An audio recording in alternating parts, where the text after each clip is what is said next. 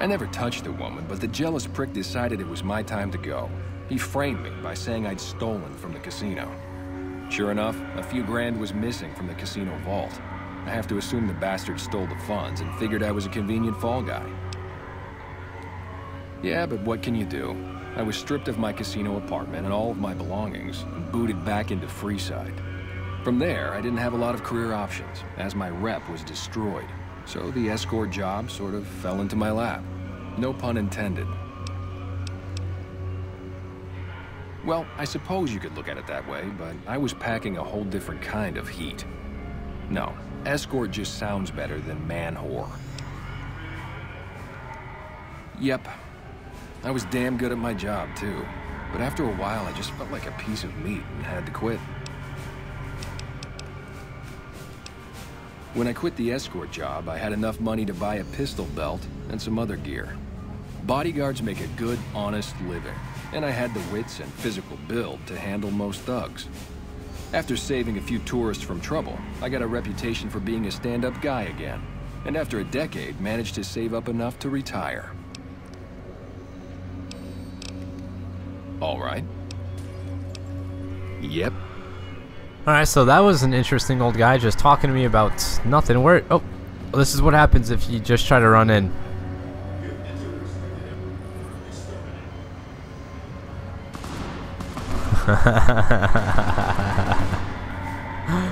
Alright.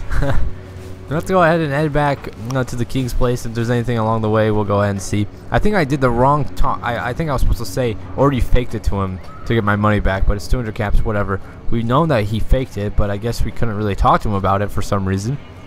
So anyways, we're just going to have to run back, and I'm trying to see if there's anything around here. There should be the Atomic Wrangler coming up. I thought it would be right over here. Am I missing everything? I'm going nuts. I don't know. Never mind. We're going to go back in here and just tell him what's up real fast. He's a fake. Hopefully we have that option. So we examined all the bodies. He only fired 3 shots and 4 people were dead. Oh, you saw that? Oh yeah, I got a collat. Yeah, bullshit. That's funny as hell. Alright, let's go and talk to the king. Anything to you, lady? Did I pass him up? Is he out here? Oh, he is out here. No, he's not. You know what? He's upstairs sleeping. I gotta run up all these stairs. Maybe I should have waited, but whatever. I'm already on my way. Where's the fucking... Here it is. He lives on the top floor, of course. Why wouldn't he? More work for me. Get an elevator. Come on now. Do something. Work with me. So he should be back in this room. There's his whore. Hey, the king. What up, dude? Hey, man. What are you up to? Can I not talk to him? What the hell is this? There it What goes. do you have for me? So that's how it happens. Okay then, I'll have some guys pull him off the street when no one's looking. You've shown me something, so maybe you can help me with a matter that's a little more important.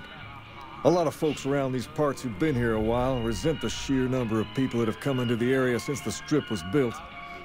In turn, the newcomers, most of whom come from the NCR, have gotten ornery from being resented. Sometimes things get violent. This is one of those occasions. Recently, a few friends of mine were attacked, and I want you to find out who did it. Words come that they just woke up over at the old Mormon fort just north of here. Head on over, see if they remember anything.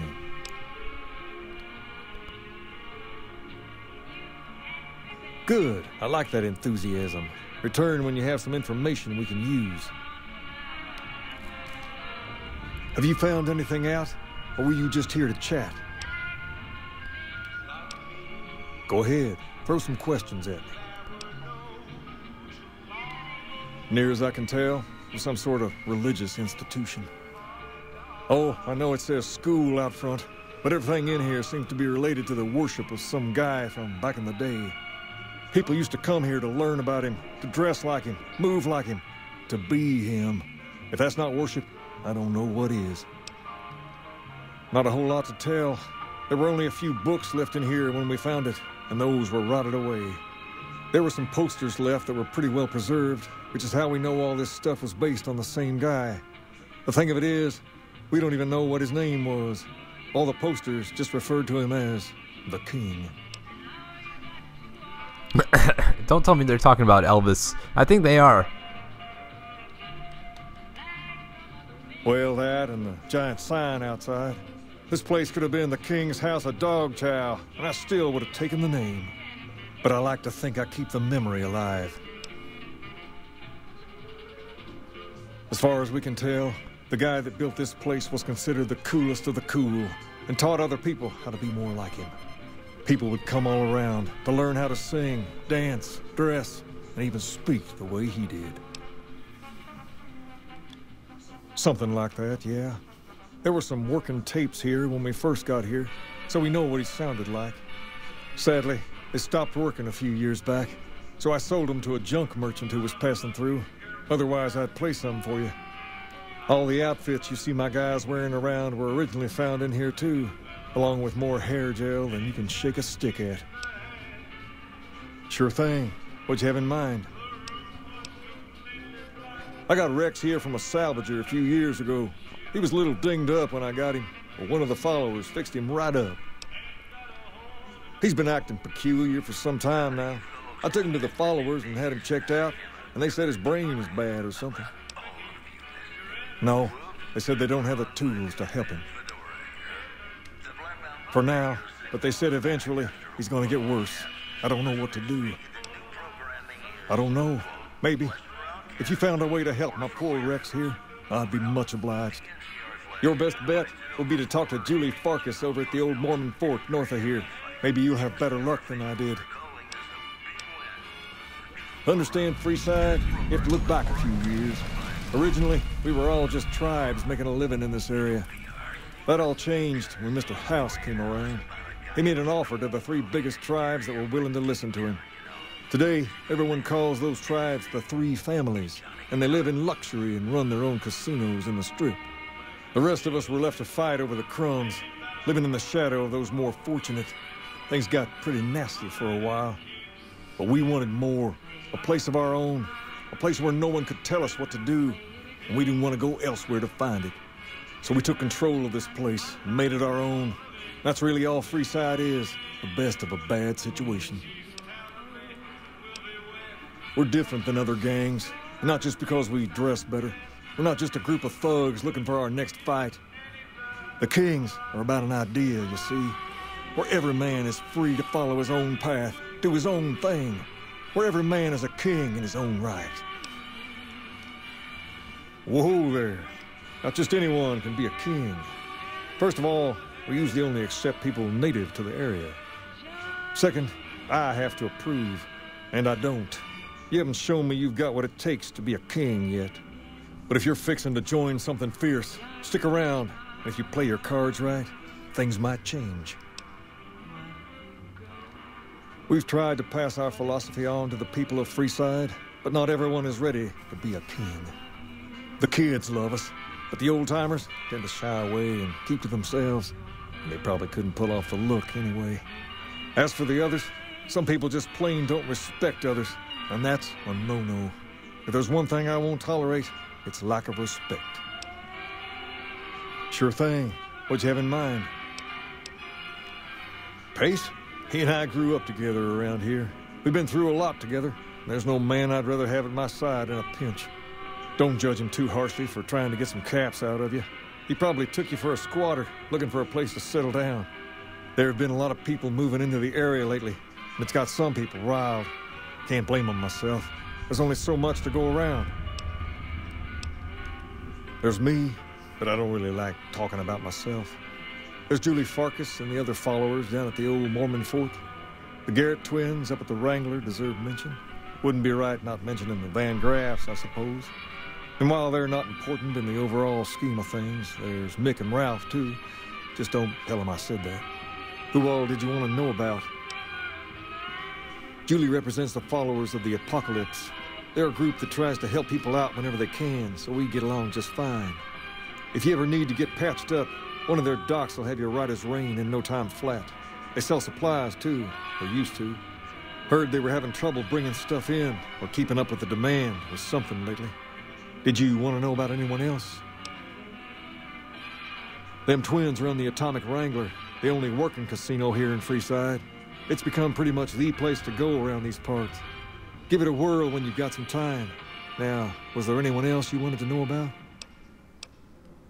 They're a family-run business from out west that deal in weapons mostly. A word of caution, though. They're not a friendly bunch. Not at all.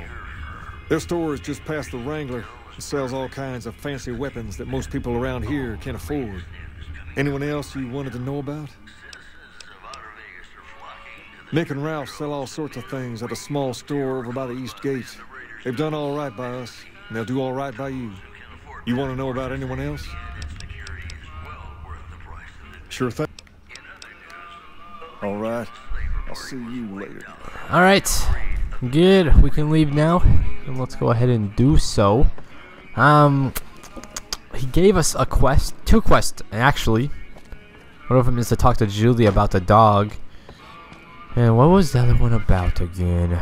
Let's figure that out real fast. I do not remember. Oh, it's the same. Okay, so it's the same thing. Okay, so once we go there, we can get like 2 with 1. And actually, if we put the right quest on now, we can actually get 3 with 1 right now. Let's find Bill, and we also need to find Henry somewhere. And once we get that going, we have a lot of shit to turn in. But first things first, let's go ahead and make sure we get Bill before anything, because Bill we'll get 3 things done in 1. I think we're gonna have to return to Julie once we get all that addiction shit cleared up. Maybe. I don't think the quest would just be over by then, because I think we're gonna go to Julie and say, hey, I cleaned these people up, and she'll be like, oh cool, here's some caps or something. We'll have to see that in a second. We're gonna head down this way, I guess, for now. There's the Atomic Wrangler. I'm not going to go to the Silver Rush or the Atomic Wrangler unless they're in there, which they might be. As far as I can tell, I have no idea where this guy's going to be. There's Silver Rush if you wanted to go in there. I don't want to go in there yet. That'll be later. Here's Bill. Let's talk to Bill. Come on, man. I'm dying here.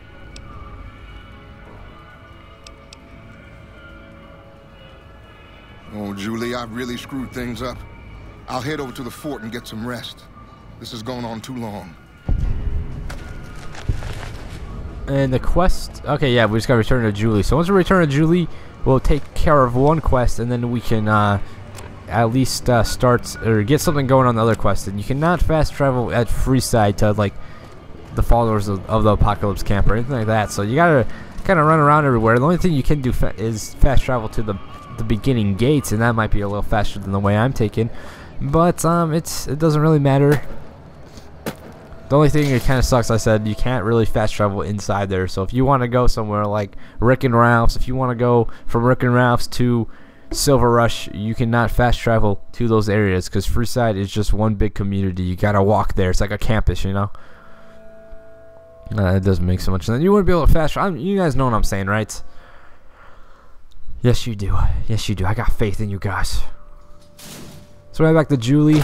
She should be happy that we got these people off the drugs.